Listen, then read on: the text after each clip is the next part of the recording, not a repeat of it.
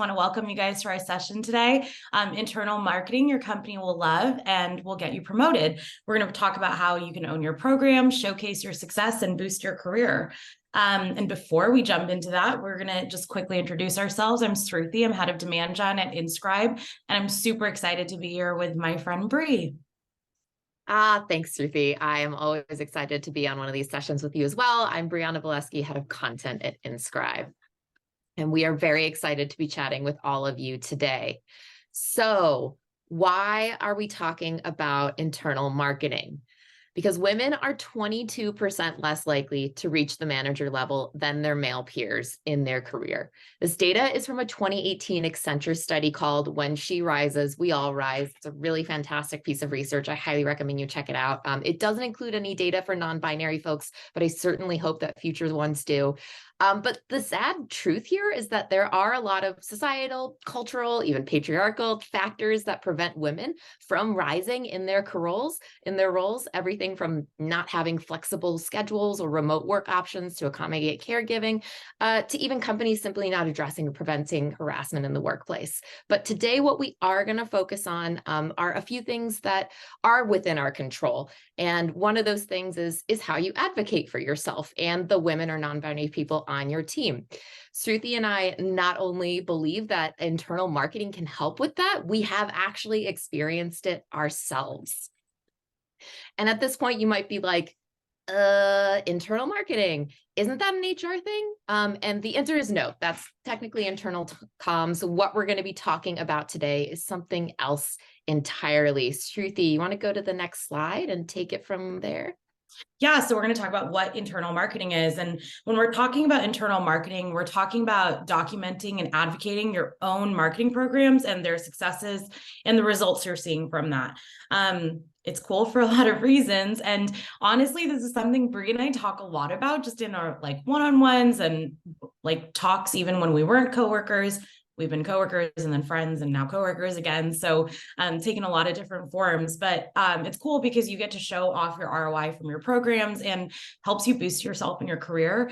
And what we feel like the biggest problem is that a lot of people don't focus on this or even know how to do this in the first place. And so that's why we wanted to chat about it with you today. And a couple of places of when to use internal marketing. We have a couple of programs, and obviously this is just the tip of the iceberg, but the first would be for high impact events. So this is anything that you're bringing the whole team together. So that could be like a user conference or, one of the biggest trade shows that you sponsor every year. So if you go to Dreamforce and that's a really big deal for your team, rally around that. Cross-collaborative projects. So that's anywhere that like you're working with a lot of teams across the board. So our example is like a product launch that's with folks that don't normally sit on the go-to-market side and really are seeing that for the first time. And then any projects that involve senior leadership. So if you have like your CEO involved or C-level staff, that's not just your boss, this is a great opportunity to do so.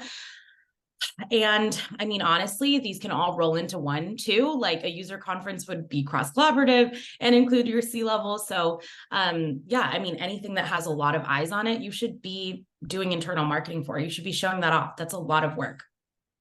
And what else you can be doing internal marketing is quarter, end of year, end of quarter review. For me, I usually have QBRs at the end of every quarter with the team and even like OKR reviews just to go over like, what did you learn? What were the pitfalls? And then strategic initiatives or experiments. This is always great. I think especially like leaders are always looking for like, okay, you're doing what's working. That's great. Keep doing that. But like, how else are you building on that? And what are the new ways and what are the creative ways and what have we tried and like what's paying off and what's not. And these conversations are great because you can also focus on the learnings. Like if the experiment didn't go the way you thought it did, it's okay. Share that with the team. And more likely than not, someone else like cross-functionally is probably trying to solve a similar thing. And then, of course, regular marketing updates. So if your team uses Notion or HighSpot or any of those things, those are great places to keep updated on like, hey, we all rallied around this event as a sales team. You set up this many preset meetings and this is what we saw and this is what came from it.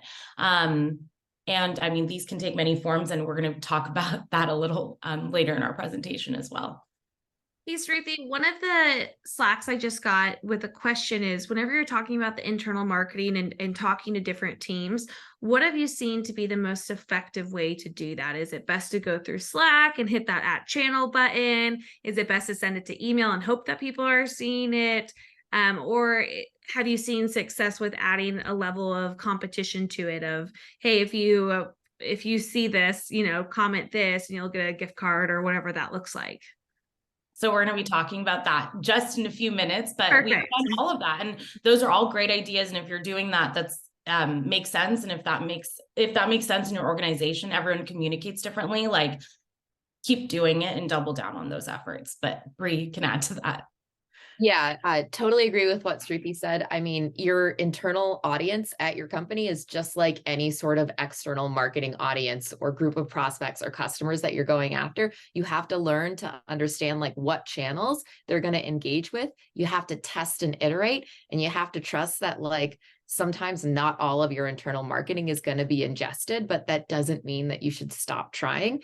And also internal marketing it's a practice of repetition. So just because you send out like one Slack message or create one Notion page or one email and it doesn't seem to resonate or people didn't read it yet, it's going to be a series of communications over different channels over a period of time, which is exactly what we're about to go into. We are going to show you real world examples of how we've used internal marketing and like what it looks like in practice, and then also explain our thought process behind why we chose this channel and why we did it this way, because there is, I kid you not, there is just as much thought and intention and strategy that we put behind our internal marketing as we do with our external marketing.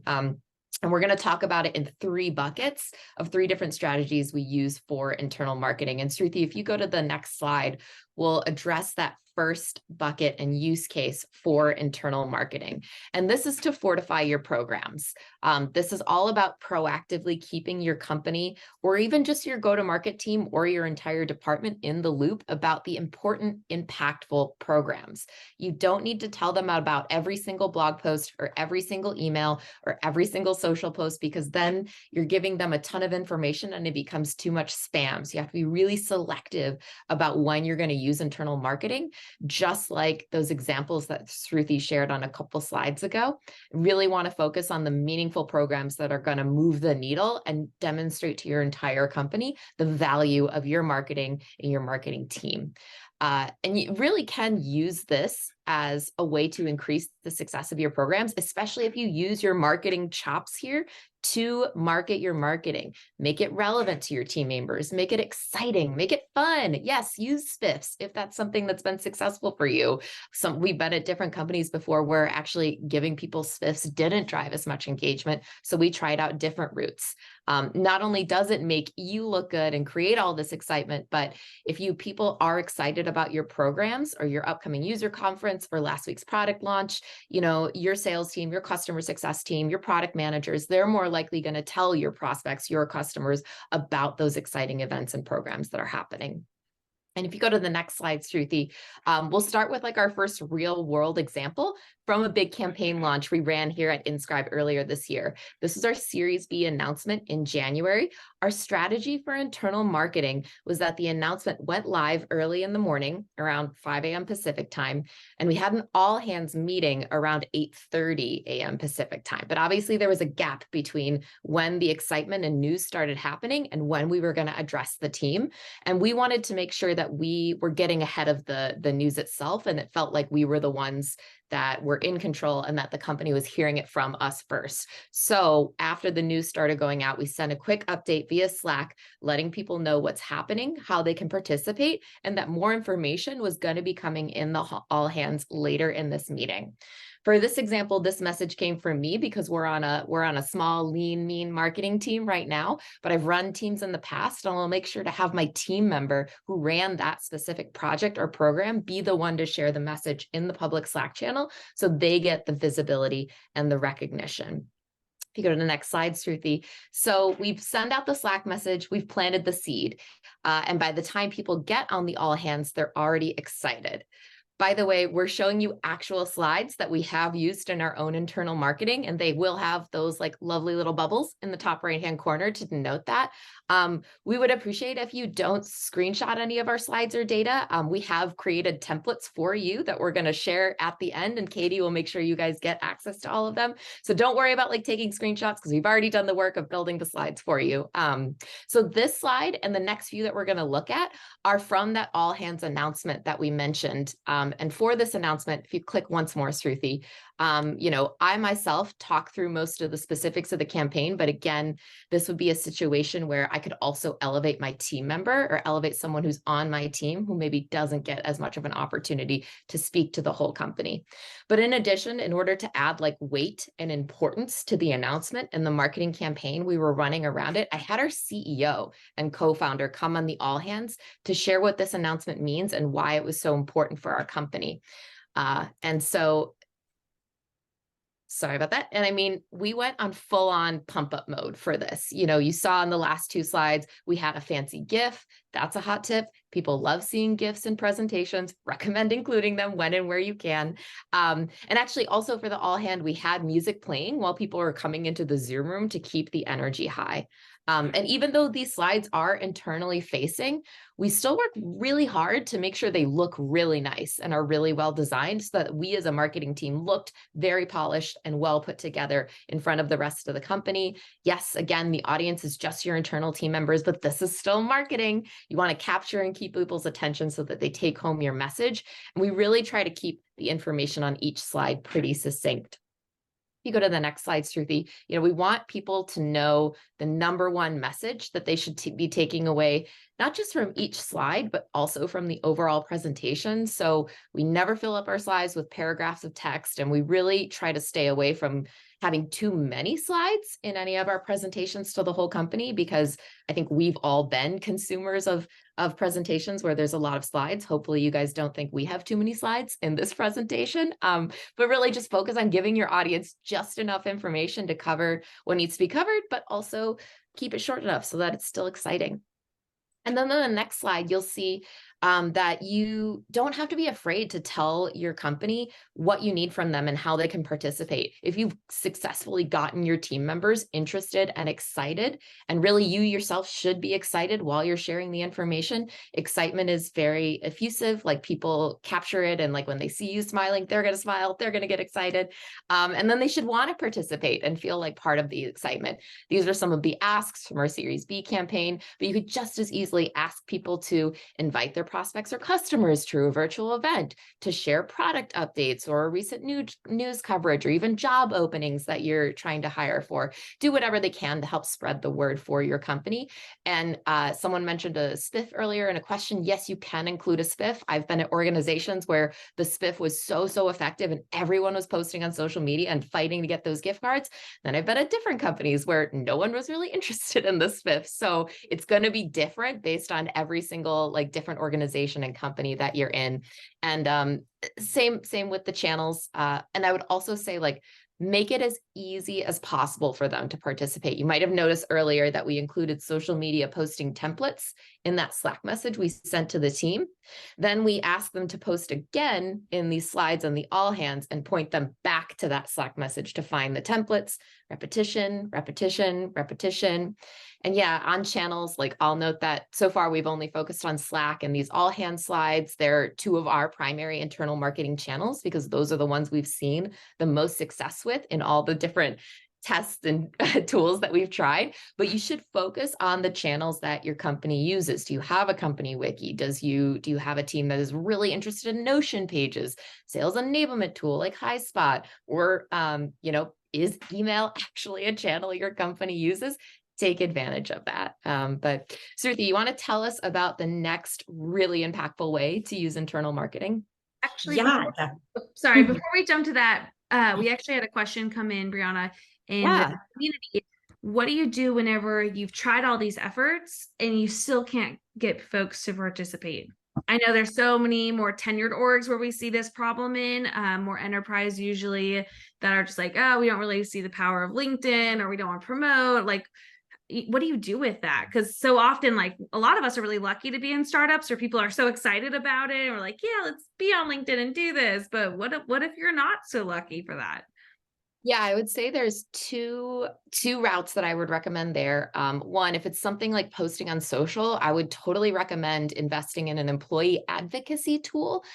Disseminate is one that comes to mind. This is like basically a software solution where your team members can log in and they accrue points for posting the pre-templated social media messages that you create, and then they can redeem those points for swag. I know that's a larger investment, but if you're a larger company, you should have that budget. And if you're really, really having that much trouble, but also feel very strongly that you're going to see the results you desire, then you should be able to make a business case to get the budget and make that investment and at least run an experiment, and then be able to measure the traffic that's coming from the LinkedIn posts, or even just the impressions and visibility and growth in your overall company's brand presence. So technology and tools can be helpful here. And then also, you really want to build strong bonds with the other leaders across your company. So whether it's the CEO themselves, if you have a CEO, this was like a really effective tactic for Engagio, for anyone who remembers there. The executives on the senior leadership team were all very invested in posting on LinkedIn themselves. And so they didn't need to be sold on it. And they would constantly post in their internal team channels, like on Slack and stuff, being like, I just posted this thing on LinkedIn. Let's get some engagement on it. Would love to see everyone else posting. So you have to recruit. You can't be the lone voice in a large organization. You have to recruit other leaders across your company to get on board with you. And not everyone's going to get on board with you. I would say focus on the people who are more likely already bought into the idea of other people getting engaged and involved, because that's going to be the path of least resistance, rather than trying to convince, some go-to-market leader over here, even what the value is. It's just going to be a waste of time. So actively seek out the other people who will be your comrades in this mission of promoting internal marketing, especially if they lead some of your go-to-market teams. If it's an SDR manager or, a mid-market sales leader, like get them on board. And then they can also be that extra voice to their team members, advocating for participating in these activities and participating in internal marketing, and even holding their teams accountable. But again, just like you need to make the internal marketing easier for the team members you're asking to participate, you would really need to put an effort to make it very easy for those fellow leaders to encourage their team members. So that even might mean like writing up guides for them to how to approach their team members about internal marketing, or creating templates for them. So those are a couple of routes that you can use for these larger organizations. Obviously, it is like a much bigger effort to do when you are trying to get it across to an organization of thousands of people, but that is also thousands of extra voices that can be participating in your marketing. And I would argue it's very, very well worth it. So great question. Keep the questions coming. And yeah, Katie, feel free to chime in and interrupt us at any time, because we'll just keep rolling if you don't stop us. So Shruti, I'll hand it over back to you. Yeah. And also addition to that, I've been on 2 enterprise teams, and sometimes it is hard to talk to all these people. Like if you're not like naturally an extrovert, or if you're virtual and it's like hard to find that time with people, like one, schedule time. 2, this internal marketing helps people know that you're someone that they need to talk to and collaborate with. And then 3, most of the time on those enterprise teams, we had like people from the internal PR team / social team who owned accounts for most of like the senior leadership, and they would post on their behalf. So that's also a route you can go down. All right. So one more benefit of using internal marketing is you position yourself as a leader. This is from personal experience. It really helped me be like very metrics driven, because when you're telling a story of like, hey, this was the success of the program we ran, of course, people want to hear the anecdotal stories. Like you should continue doing that too. I always have like a screenshot of a Slack message from a go-to-market person, or even a leader or whatever, to add to it. But numbers make the story, and that's just, you can use that as kind of like the main part of it and build around it. It improves your public speaking and ability to advocate for yourself. I feel so strongly for this. We've been talking a lot about how we've used this, but we've also both run teams where we have like encouraged people on our team to present. Maybe if it's just in a larger marketing team meeting, if you're part of a really large marketing team, or if you're a part of a smaller team during all hands or a sales all hands, whatever feels like appropriate in your organization. And of course, so many marketing teams are loved because, you know, you get to do design and brand and really fun stuff in the events. And of course, it's really fun and we all love marketing because it's fun. But we do drive revenue. We are part of the revenue team. So this is a great way for external folks to see that, especially when you're talking about like folks that are not part of the go-to-market org and really only, you know, hear about us when we're doing really fun stuff. So just as an example, again, these are some internal slides. This was from Bree's Series B announcement, All Hands. She kicked off with announcement goals and results. I think this is the way to start things like this. It really helps the team understand, oh, well, I thought this was just like a cool announcement saying we raised money, like, cool, I get to post that on LinkedIn. We're going to have a pickup on it for a PR. But they don't understand that we actually have like real metric goals tied to it. And this is a great way to show like a level of success instead of just being like, rah, rah, we did a great job. And Bree also showed off some other places that we had engagement. So social posts, this is a great way too, because we just asked them, we're like harping on them, please post, please post, please post. Why? Like, why does my LinkedIn post to 100 followers matter? Well, this is why, because it adds to these organic engagements that we have, video views and page clicks and new followers. Like these are the metrics the team cares about. And again, blog post and web traffic was another example. We got to show off like, hey, this is what we saw on our website. More people were visiting us. More people were filling out demo request forms. And this is something that we're excited about. So that was an example of Series B. This is an example of a recent event update we had just gone to. We had a very small presence. It was a 5x5 booth, but it was still effective. So just wanted to share with the team like, hey, here's a highlight about what the event is. This is what our goal was. Why do we go to events? This again was for all hands. So it was for folks that aren't always part of the go-to-market team. And also highlighted swag here just because that kind of was a highlight for us. You can see in the bottom right corner, I have a Slack screenshot from one of our SDRs who was like, hey, I'm getting a meeting because the guy really liked our bag. And so sometimes stories like that make us field marketers and demand gen folks really excited, but it's not always going to be the most exciting for everyone else. But I wanted to show off and be like, no, that was a strength for us. And that's why we invest in swag and do those things. And, you know, pulled some highlights of some booth visitors that the team would really care about and why we go to these events. Also pulled out an example of just like, hey, we did have a piece of event collateral that did really well. Not that it matters too much this story, but just FYI what you're looking at. It's a fake bank document.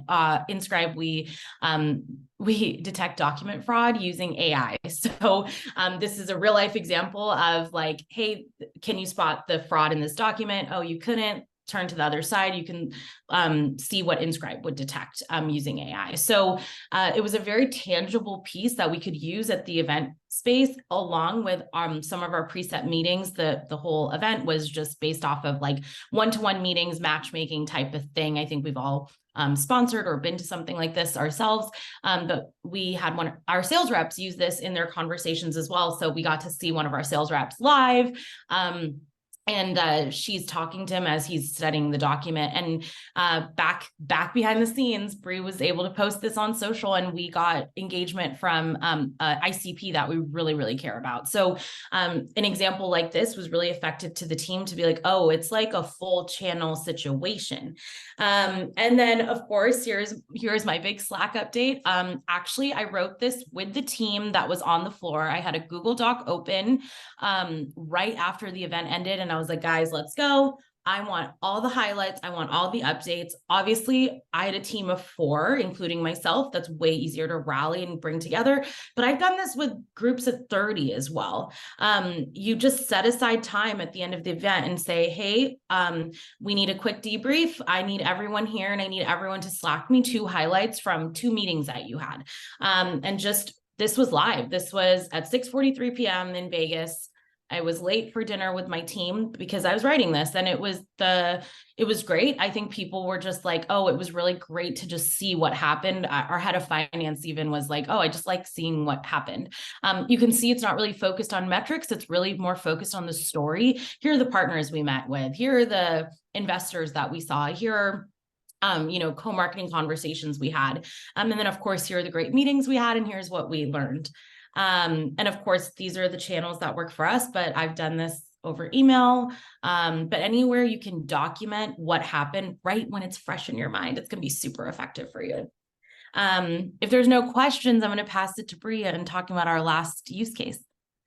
Awesome. Yeah, thanks, Ruthie. I think one thing too I would add just about those amazing slides that you just chatted through is like, it's internal marketing is like a give and a take. So yes, we ask people to participate in our programs, but we also consistently come back to them and share the results of those programs and show them the impact of like what their participation meant for the result, and also really just give them an insight into like why we decide to embark on certain strategies and how they actually end up fueling the revenue engine at the end of the day. So it's not this one-way communication where we're only going out and asking. We're constantly coming back and seeing like, look what we've done for you. Look at what we've given for you. Look how we've contributed to the company. Look at all these meetings we facilitated. Look at all this web traffic we've driven and the MQLs, demo requests. And that way, they really understand that there's a ton of value, not just in the action that they're taking, but the fact that the action itself can lead to these larger results. So really helps with like the motivation of getting people to participate in internal marketing.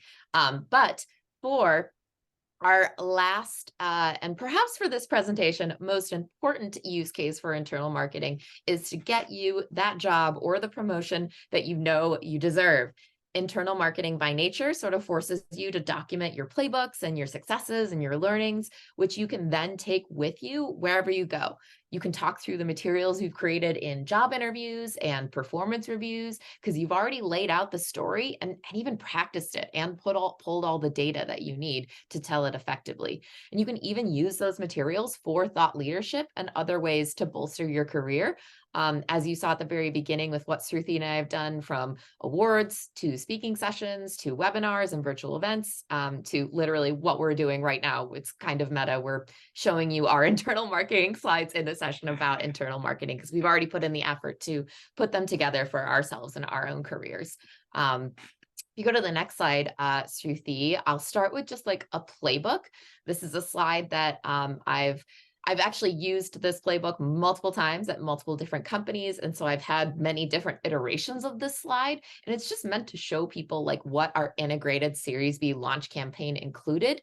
It is a very successful playbook. And like each time I bring it over to a new organization that I work at, you slightly adjust it for your own company's audience and branding and circumstances, but it turns into something that you can use as a repeatable playbook.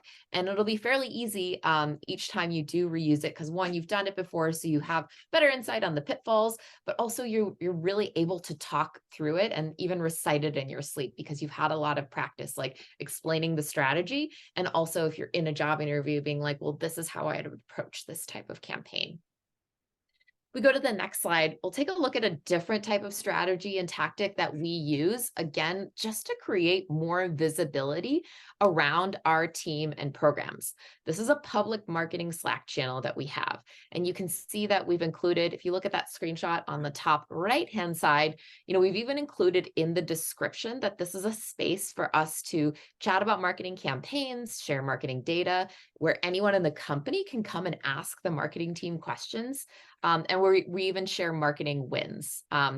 For any of you that remember when we used to be in offices like full time, all the time, this is sort of like having a meeting room with glass walls. The goal is to let the wider team see how the marketing team works, see how the sausage is made, see how much we work on, because we all know that marketers never get enough credit for the massive amount of work that we actually do. And also for them to see how we make decisions and collaborate as a team. So it's really like that peek behind the curtain and see like what all gets put into actually the full production of the final play.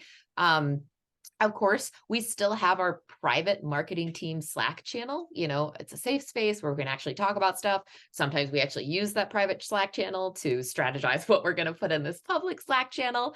And this public Slack channel is just a really great space to highlight certain campaigns on a more regular basis and just marketing activities, especially in this highly, highly like remote or hybrid world that a lot of us are in right now. And then the next slide, we actually accompany that public Slack channel with monthly, sometimes every other week, marketing updates in our general channel that the whole company is a part of. I know I've been the person. I hear the people that are like, I've tried everything and it's not working. And I think we just keep trying because we just don't have any other. I don't think there's any reason to stop trying, even if it feels like you don't want to spam people.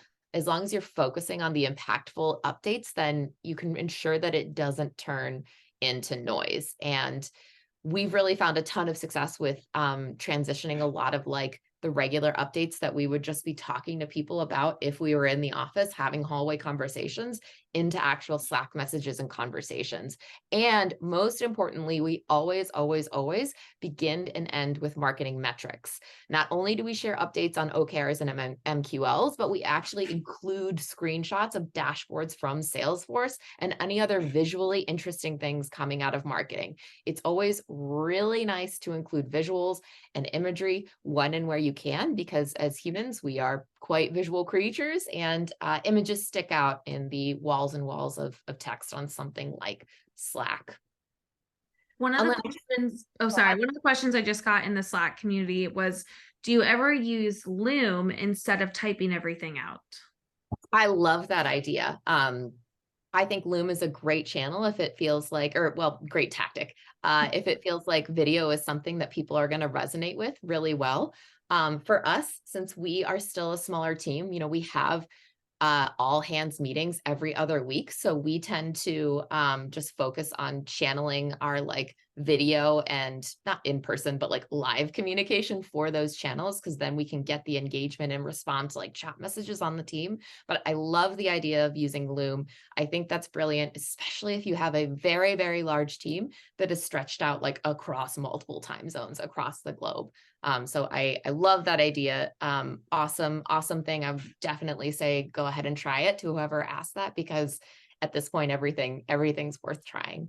Oh my God. I wish I had that idea. I was supporting 150 SDRs before here, and I literally would join every single SDR call that was in my segment. And it was so many, and I was getting so tired. And then I started here and I was like, okay, now I have the energy to work with a small team, but man, I wish I used that Loom idea. That's so good. Love it.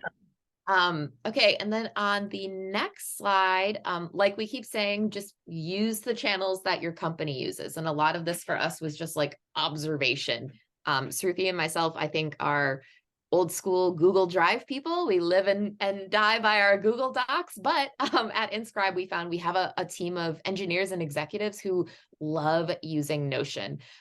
So we have adapted to their communication styles, and we've created these wiki pages, not just for the marketing team, but also for all of the resources that we've made for the sales and customer success and SDR teams as well. And then we're able to answer a lot of questions that come through that Slack channel just by pointing people back to these Notion pages.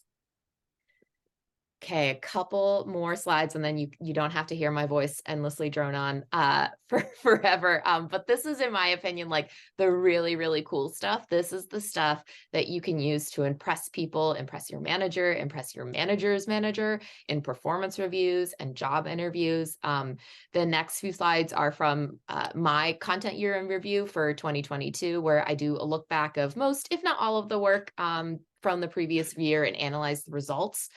First, I like to start with just like a really high level timeline. There is a decent amount of text on the slide, but there's also colors, shapes, white spaces, and visuals. Again, really highly encourage you to use visuals for your internal marketing and storytelling in as many places as you can. They're very aesthetically pleasing and break up the monotony of text and numbers on a slide. And when you do like a high level timeline, the purpose of this slide is like, everyone is always thinking about the most immediate things in their own world. So it's really helpful to remind people, like, look at how many different impactful and meaningful projects I executed on and were successful because of me, or because of my team, or because of my team member in the previous year. And that way you really can just like package it up and make sure that you have a very succinct way to tell the story of like all the work you've done over the past 12 months or 6 months or quarter, especially if you do like performance reviews biannually every 6 months. You've got this easy timeline to reference back to. On the next slide is where we really get into the meat and potatoes of internal marketing for yourself. The slide is like very powerful and one of the greatest gifts you can give to yourself or to people who work on your team, but also to your manager. Don't wait for your manager to write a report card for you. You can do it for yourself. One of the best ways you can help your manager give you a promotion is by putting together the data and the story for them. That way it not only becomes a no-brainer because you've already marketed yourself to them with a compelling story and data, but you've made it very, very easy for your manager to go to their boss and argue for your promotion. They don't need to build a case because you've already done it for them. And then don't let your boss forget about it either. Show it to them in one-on-ones, mention it, or even link to it in performance reviews. I kid you not, I link to slides in my performance reviews to be like, here's all the success I've driven over this past, 3, 6, 12 months. And when you do that, then it officially like goes on record and no one can debate your success. And then same thing, like if you run a team, you can create these templates for your team and have each of them fill it out themselves and give them the opportunity to tell the story of their own success. Okay, so we're getting toward the end of our presentation. And at this point, you might be thinking that public speaking makes you nervous. So how will you become good at it? Well, public speaking also makes me nervous. Sruthi, I don't feel like you get nervous at public speaking. Do you? Not really. There's very few times, but I think it's okay to be nervous if you're not a good public speaker, and it's okay to be nervous if you know you're a good public speaker. It's just natural. Agree. Yeah, I couldn't agree more. I've been doing this for a long time, doing all sorts of different types of public speaking. Still makes me nervous. Little bit terrified, like right now in this very moment, but I'm also excited at the prospect of helping all of you guys move upward in your careers. So I try to focus on that and that helps me push through the fear. Also personally, I write detailed notes for all of my speaking appearances, whether it's like an important one-on-one with my boss or a presentation, or a webinar like this. Not joking, I've literally been reading directly from my notes this entire time. But what other advice do you have for our audience, Ruthie? I think finding people that you feel like safe with to practice with. I mean, there's a reason why you see me and Bree probably speaking together a lot, like in these screenshots, because I feel more comfortable with her. It always feels good to like kind of have another voice join you. And that's where like, if you manage a team, that's like your opportunity to also like let your team shine, but also kind of give you a little bit of like breathing room to catch your breath between, highlighting the successes. Awesome. Yeah, agreed. I mean, it's like everything. It's practice. You got to try and try again and know that sometimes you might not feel great about like how you looked or felt or sounded and any of those things, but know that as with all things, no one's thinking about it as much as you are. So want to take us to the next slide, Ruthie? Yes. Awesome. All right. So hopefully you guys learned a lot. And hopefully some of those takeaways are, one, learning how to use internal marketing to document your success. And then two, obviously practice your storytelling around strategy, outcomes, and data. Practice makes perfect. Like Bree said, the first time I did this, I was so nervous.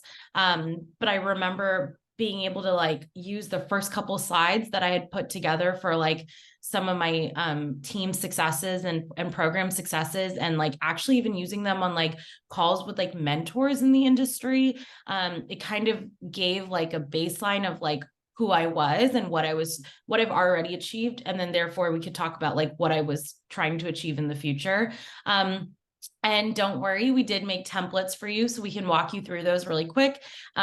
These are based on like our Inscribe branding. So please like feel free to make copies and put your own branding on it, or just use the layout. And sometimes it just kind of helps to follow a framework. But again, I already talked about how I loved how Bree kicked off our Series B announcement with program goals and results. And so, you know, please kick up your own internal marketing slides with these, goals. So it's like, what's your number one goal for the program? What's your secondary goal? And what was the third? You can bring in quantitative data, qualitative data, qualitative data. And I would just suggest to lead with like the numbers and the quantitative data. You can also do a high level slide of like, what is the program? And please put in screenshots of Slacks or emails or good feedback that you got. And sometimes even if people like verbally will give me good feedback, especially when I've been on larger teams, like on one-on-ones, I've been like, hey, do you mind like putting that in a Slack just so I can screenshot it? And, most of the time you're talking to other leaders or other peers that are trying to do the same thing as you. And they're like, yeah, no problem. I'll do that. Just remind me. And, there you go. You have your good Slack right there. And focus on like the logos and the accounts that maybe came in from the program. That's always something that everyone on the team is excited about. If you're doing ABM, you can talk about the top target accounts that you got to engage with. And then you please do a metrics overview. So it could be anything: blog traffic, web traffic, social engagement. Like Bree said, for demand gen, it can be the program success for the webinar, like who attended on demand, how many people engaged with this on demand email. There's so many ways you can take that. And then of course, results. So the more screenshots you can put up like directly from Salesforce or whatever CRM you're using, the more effective your story is going to be. And also more visuals you can use. Like these are all slides that we've already showed you, and you can already tell that they're less visually appealing right now, just as like prompts. But you can look at new names, you can look at number of MQLs, you can look at meeting set, SQLs, whatever. For me, when it's events, it's hard to talk about SQLs just because it's like so early. And so I continue showing this off later and being like, we started with this and this is where we're ending up, because, you can see the value of events 3 to 6 months. And then learnings and look back. We actually had our own marketing quarterly review meeting yesterday, and we did a reflecting period, and I talked about a program that I did that I wasn't super happy with. And our CEO was in the meeting, and he was like, thank you for being transparent. And thank you for sharing what your learnings were. And I think that's super important. If something doesn't work out the way you want it to, show the team and how you're going to make it better, and maybe why it didn't do well. It's okay. It's not your fault. Sometimes it's the market. We're in a really tough market right now. And sometimes it's like, maybe there's a cross-functional leader you were working with that's no longer there, and they moved on to a different team. And so you lost time by having to educate someone else. Like, so many things can happen. It's life. But as long as you're just sharing that, of what you could do better next time, I think it just shows that you're constantly trying to make yourself better. And I think that's it. I'm going to pass it to Bree if she has any closing thoughts. Oh, sure. Thanks, Ruthie. I mean, I know we just shared a lot. Really, really hope that some of this was helpful, even if there's just giving you new ideas or strategies or frameworks. I mean, I totally understand that it can be difficult to justify spending time on actually building out an internal marketing strategy, or even just like building these slides and like taking the time to have meetings where you share the updates with your team or write out those detailed Slack messages. But I mean, just like with any of your external marketing campaigns, the more time, energy, and effort that you put into it, the more ROI you're going to see out of it. So really, I think that internal marketing is so much more powerful when it's not just a side thing, an extra thing you're doing, but something that you're thinking about every step of the way with all of the marketing campaigns that you're running. So really appreciate everyone spending time with us today. Feel free to connect with us on LinkedIn. Sruthi and I have conversations with people across the industry all the time. So we're happy to share more thoughts or insights, or hear your thoughts or insights as well. And other than that, if there are any more questions, we're happy to answer them, but we just really appreciate everyone popping in today. Awesome. And thank you both so incredibly much. I know I learned so much, and there were some things that were such great confirmation too, when you were talking about the list of information of what you've done, the successes. People know I'm a sucker for Google Sheets. So I actually have in one of my notebooks, I have a thing that's like, here's what I did each month. So I can go back to it. And it's great for leverage for asking for a raise, promotion, all of that. So it was really cool to be like, oh wow, that's like exactly what we're doing. And so thank you. This was just such an amazing session. We are so incredibly appreciative of y'all. Like I said, everything will be added on YouTube this afternoon or first thing in the morning, and it'll be sent out in the channel as well. So if there's anyone that has other questions that didn't get a chance to ask, no worries. Feel free to drop them in there. But that's all we've got today. Thank you all so much. I really, really appreciate your time today. And I know the community does as well. So awesome. Thanks for having us. Yeah, thanks. Thanks. Katie. Bye, y'all. Have a good one. Thank Bye. you.